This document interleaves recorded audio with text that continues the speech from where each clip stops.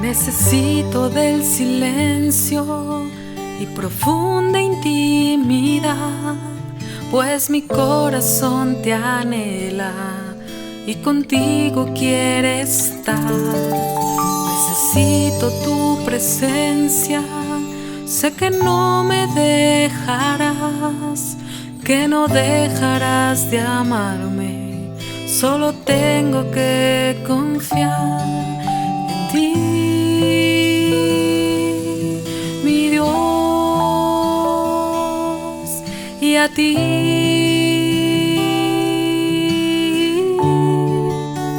te buscaré.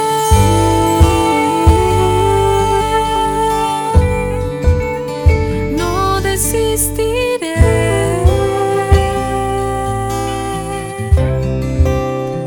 te buscaré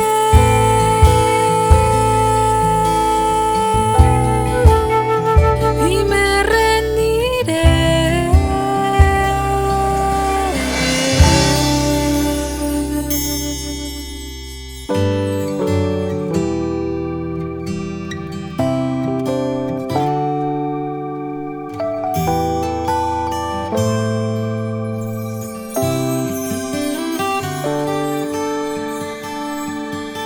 Necesito del silencio y profunda intimidad, pues mi corazón te anhela y contigo quiere estar.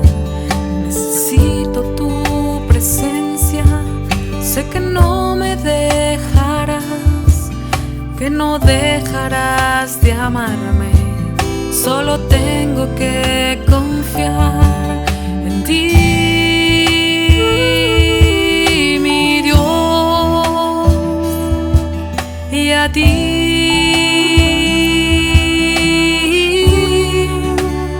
te buscaré.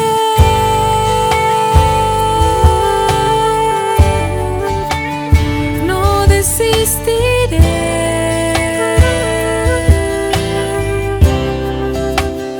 te buscaré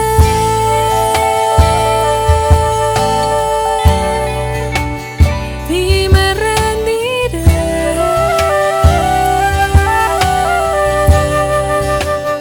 Te buscaré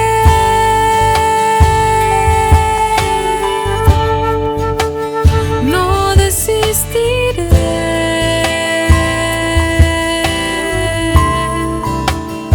Te buscaré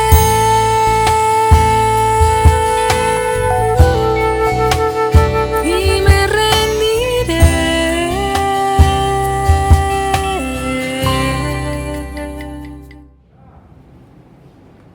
Amados hermanos, en la fe de nuestro Señor Jesucristo, paz a ustedes.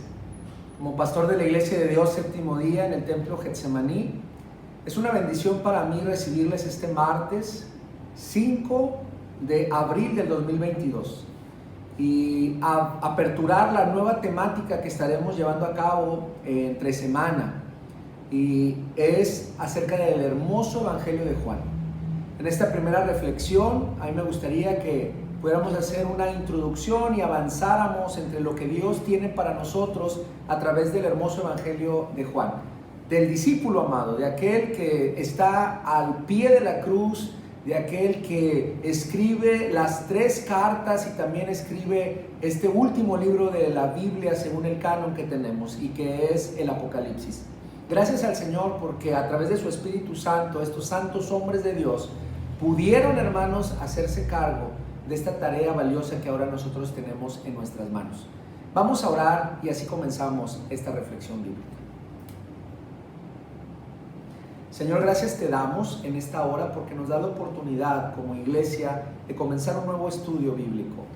Lo vamos a hacer con tu ayuda, con tu dirección, con la dirección de tu Espíritu Santo. El Evangelio de Juan es sin duda, Padre, uno de los más hermosos evangelios, y nos va a instruir, nos va a ayudar y nos va a impulsar a crecer y a ser como Cristo. Ayúdanos a lo largo y ancho de este estudio, todas las semanas y meses que nos podamos tardar, pero sin duda que será tiempo bien invertido. Queremos pedirte que a partir del día de hoy que tú sanciones y bendigas los estudios del Evangelio de Juan a través, Señor, de las familias, de los predicadores, de las expositoras y todos aquellos que podamos tomar la palabra como este privilegio que tú nos das. En el nombre de Cristo, amén y amén. Gracias al Señor. Amados hermanos, quiero decirles que el Evangelio de Juan liga dos elementos muy hermosos, que es la teología con la poesía. Eruditos, especialistas, lo llaman y lo describen como una prosa poética, prosa con alma de poesía, prosa que, como la poesía, llena cada palabra y frase tiene un significado. Frases como: en el principio era el verbo y el verbo era Dios y el verbo era con Dios. Estas breves palabras han inspirado a teólogos a crear todo tipo de escritos, poesías, canciones, obras maestras, y nos han inspirado a comprender a nuestro Señor Jesucristo de una manera muchísimo más profunda. El paralelismo de esto, hermanos, que vamos a ver no solamente con el Evangelio de Juan, sino con el mismo origen, con el mismo Génesis.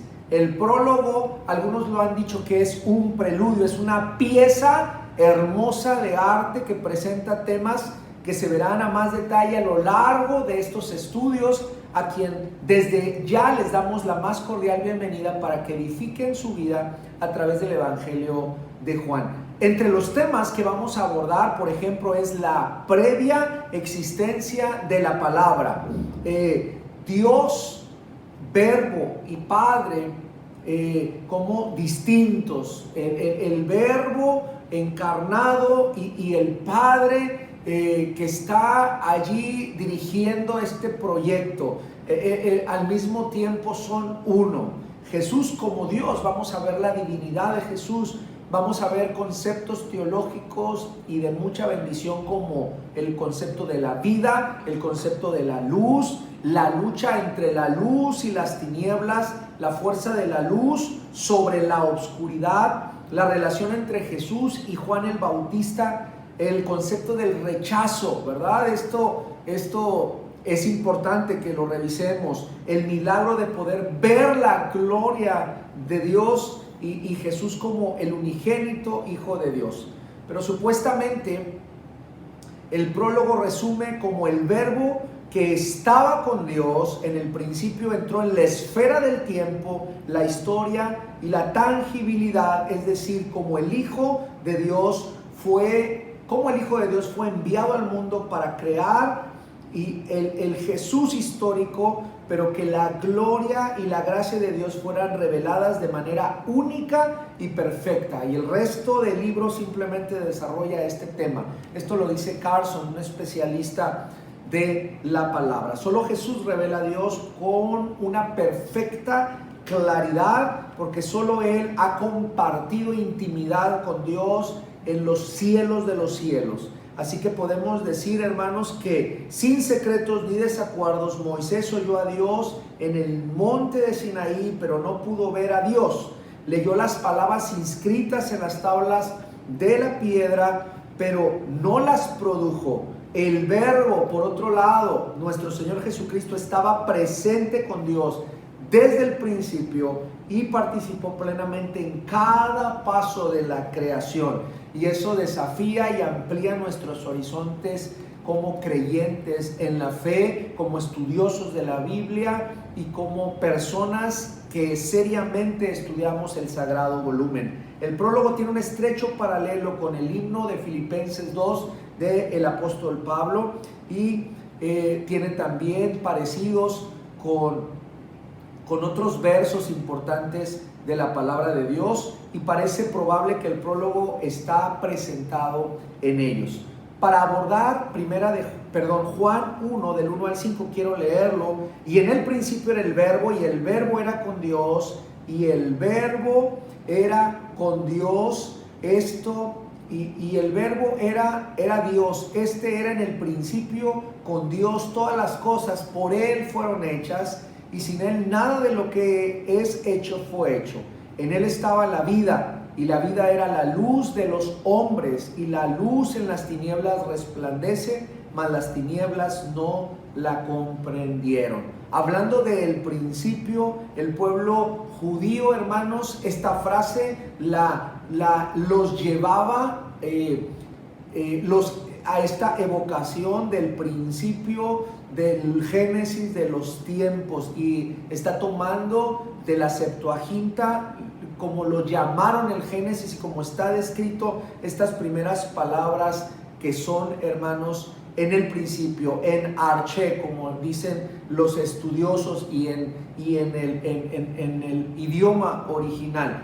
Ambas, en Génesis y en este prólogo, son relatos de creación por el verbo de Dios. Dios está actuando y creando. Ambos hablan de oscuridad y luz, llegando a ser por medio del verbo de Dios para penetrar y derrotar las tinieblas. Ambos hablan de vida. En Génesis, Dios habla y su palabra le da vida al hombre. En el prólogo, el verbo de Dios le da vida eterna a la humanidad. Quiero decirles que cada evangelio traza a Jesús desde un comienzo particular. Por ejemplo, Mateo traza la genealogía de Jesús hasta Abraham. Marcos comienza su evangelio diciendo principio del evangelio de Jesucristo, Hijo de Dios, pero comienza con Isaías, que profetiza la venida del que prepara el camino. Lucas comienza con el ángel que anuncia a Zacarías el nacimiento venidero de Juan el Bautista y el anuncio a María del nacimiento venidero de Jesús. Pero el evangelio de Juan traza el verbo desde el comienzo de todo, antes del tiempo y antes de la creación del mundo. El verbo no es, hermanos, parte de la creación, no fue creado, pero estaba con Dios antes de la creación. Esto es importante porque contradice el pensamiento judío que Dios obró solo durante la creación. Era el verbo. Logos es una brillante lección de la palabra para cerrar la brecha entre el mundo judío y el mundo griego. Los primeros cristianos eran judíos, pero el evangelio se esparció y llegó hasta los griegos. La labor de Juan es presentar este evangelio en un lenguaje que pueda comprender y apreciar esto. Entonces, dicho esto, el concepto de logos de Dios tiene raíces en el Antiguo Testamento. Y Dios dijo, sea la luz, y fue la luz, pero la palabra de Jehová fueron hechos los cielos y todo el ejército de ellos por el espíritu de su boca. Esto dice Salmos 33, versículo 6. Así dice la palabra de Dios, y el verbo era con Dios y el verbo era Dios. Cuando el griego utiliza un sustantivo, casi siempre va acompañado con un artículo definido. Ahora, cuando el griego no utiliza el artículo definido con un sustantivo, ese sustantivo se convierte en algo más como un adjetivo. Describe el carácter, la calidad de la persona. Juan no dijo que el verbo no era teos. Esto sería que el verbo era idéntico a Dios. Dice que el verbo era teos, sin el artículo definido, que significa que el verbo era, como diríamos, el mismo carácter, la misma esencia de nuestro Dios.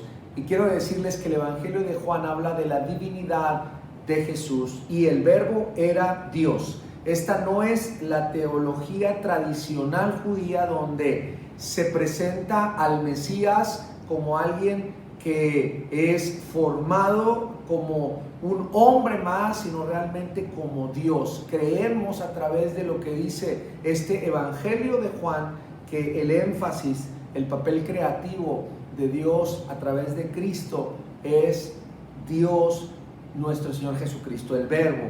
Y este era desde el principio. Entonces esto no añade nada, pero vuelve a enfatizar que Jesús era en el principio con Dios.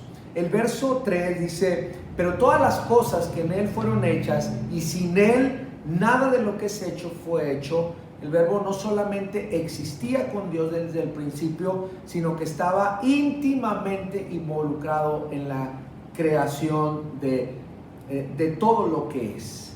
En Él estaba la vida, y la vida era la luz de los hombres. presenta los términos o los temas preciosos de la vida, de la luz que brilla en las tinieblas, temas importantes en la historia de la creación en Génesis, y hay sin duda mucho que decir, pero me parece que pudiéramos rescatar como una aplicación el hecho de que el Señor Jesucristo aparece, y en Él aparece vida, en Él aparece luz, en Él aparece creación, en Él aparece acción, en Él aparece, hermanos, ¿por qué? En muchas cosas, porque Él es Dios. Y la luz en las tinieblas resplandece, mas las tinieblas no la comprendieron. La primera obra creativa de Dios fue la luz. Génesis 1, la luz de creación fue el primer paso para traer órdenes en el gran vacío, y la luz nos trae el verbo en el primer paso para traer orden en el caos. Las tinieblas, ¿qué podemos decir de las tinieblas de las cuales habla?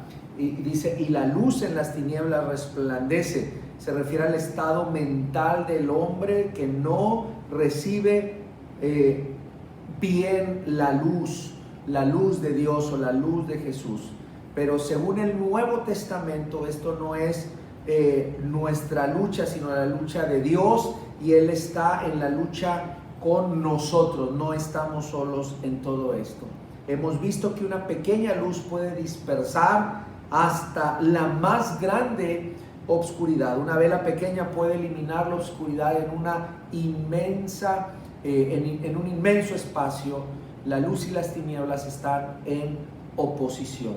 Si hablamos de Juan capítulo 1 del 6 al 8, podemos llamar que fue un hombre llamado Juan, y esto dice la palabra: y hubo un hombre enviado de Dios, el cual se llamaba Juan, y este vino por testimonio, para que se diese testimonio de la luz, a fin de que todos creyesen por él. Y no era él la luz, sino para que diese testimonio de la luz. Fue un hombre enviado de Dios, el cual se llamaba Juan.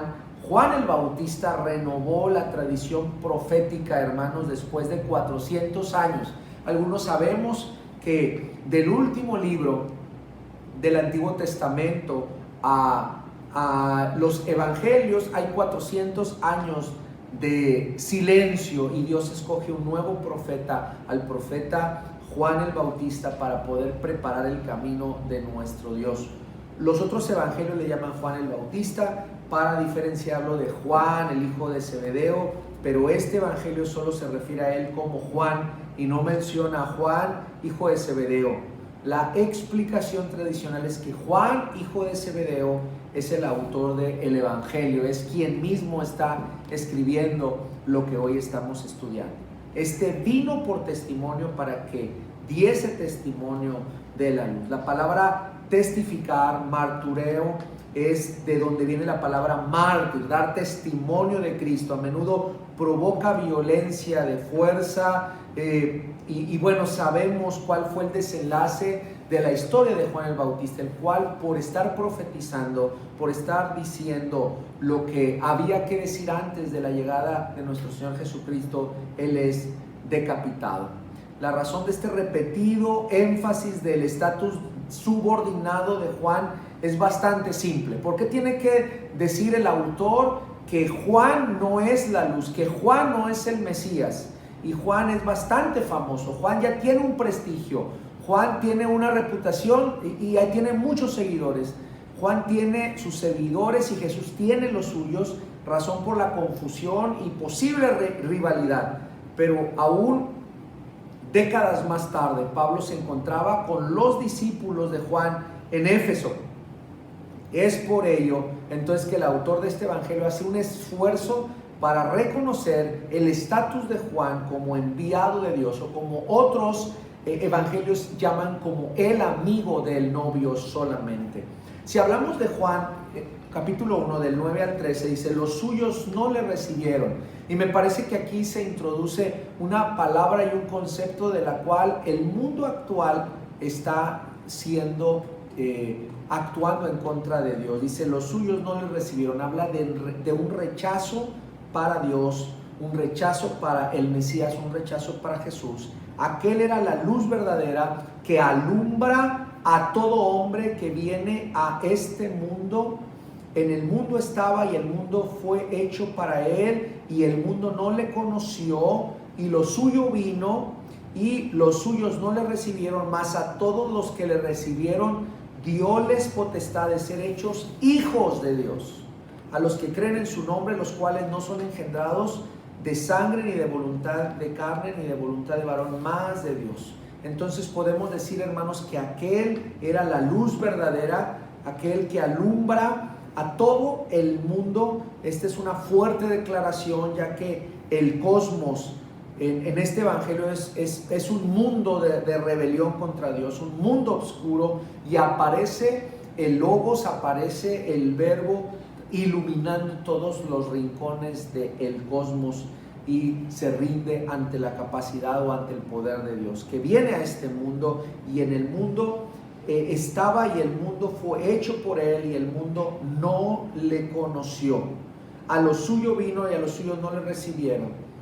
Podríamos traducir estas palabras como vino a su hogar. El verbo no fue donde no fuese reconocido. Vino a lo suyo, donde la gente le debió o le debía haber reconocido, y fue a su pueblo, los suyos, los judíos, no le recibieron.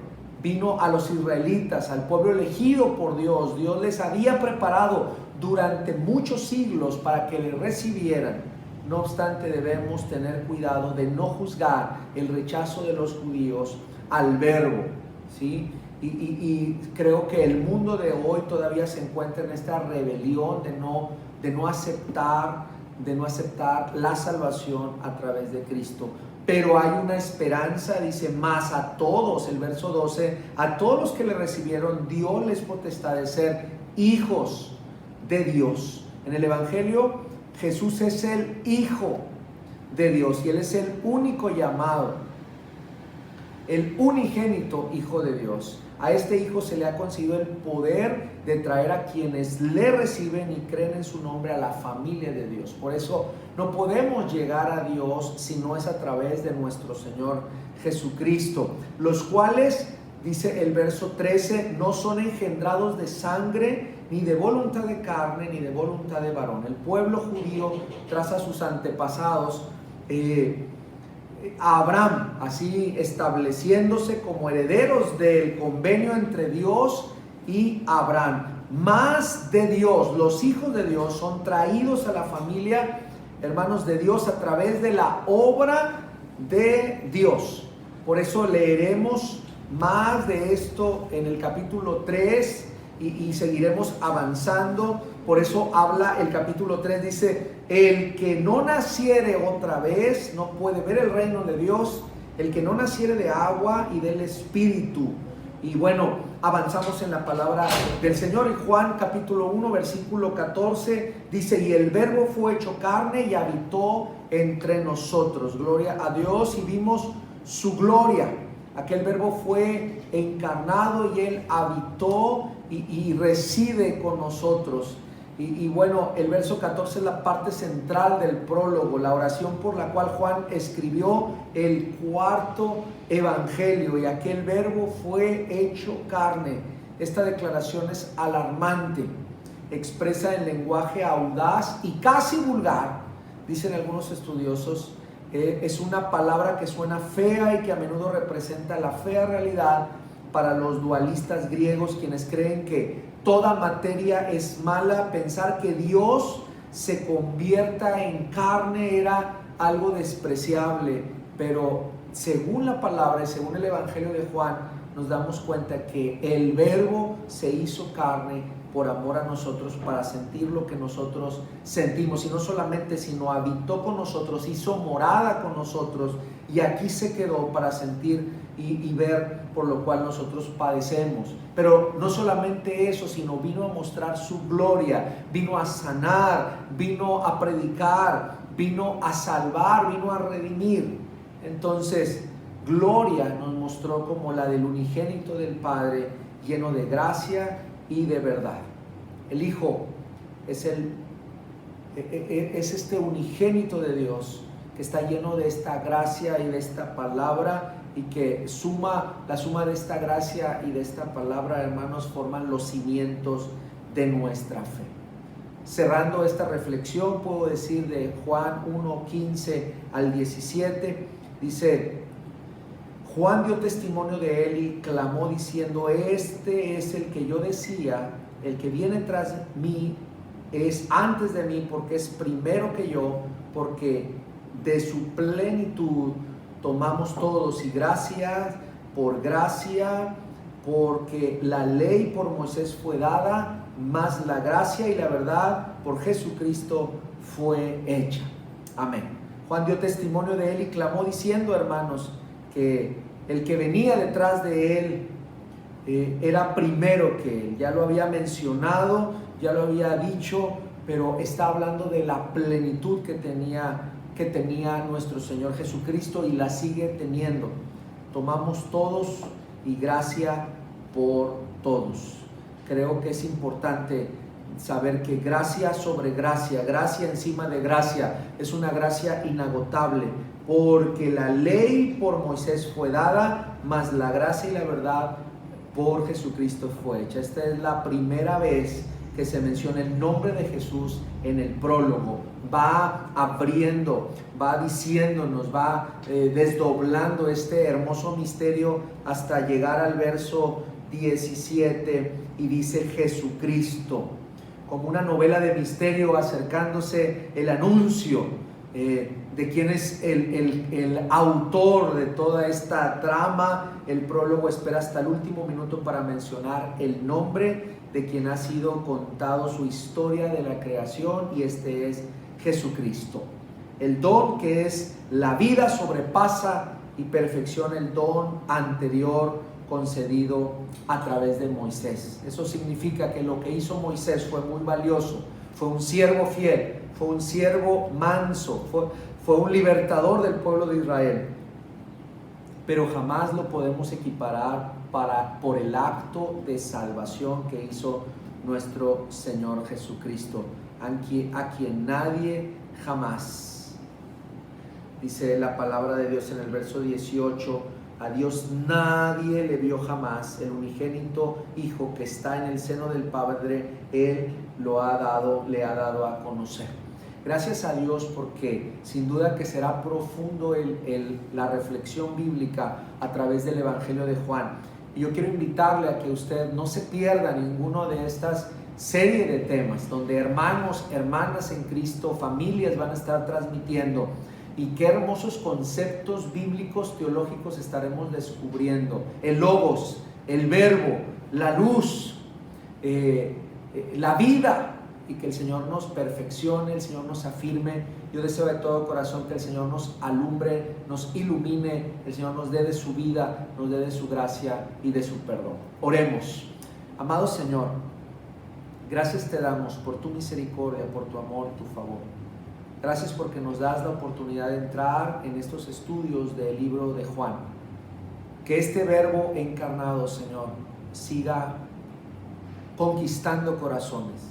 Que este verbo encarnado, que nuestro Señor Jesucristo, que es Dios, siga haciendo, Señor, obra de salvación en la vida de muchos, Padre.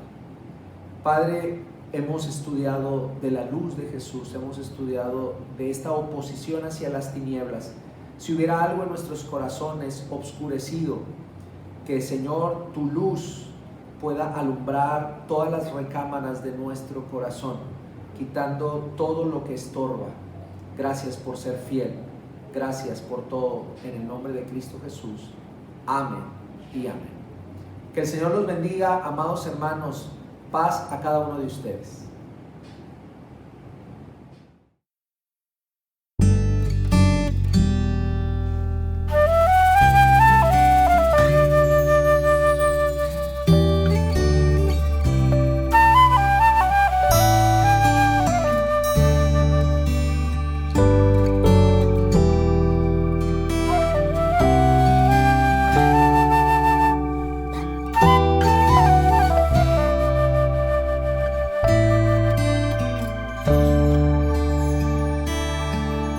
Necesito del silencio y profunda intimidad, pues mi corazón te anhela y contigo quiere estar. Necesito tu presencia, sé que no me dejarás, que no dejarás de amarme, solo tengo que confiar en ti, mi Dios, y a ti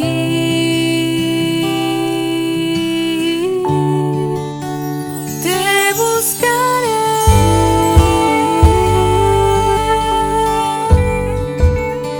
No desistiré,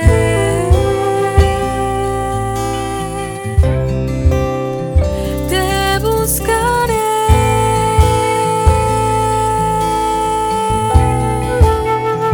y me rendiré.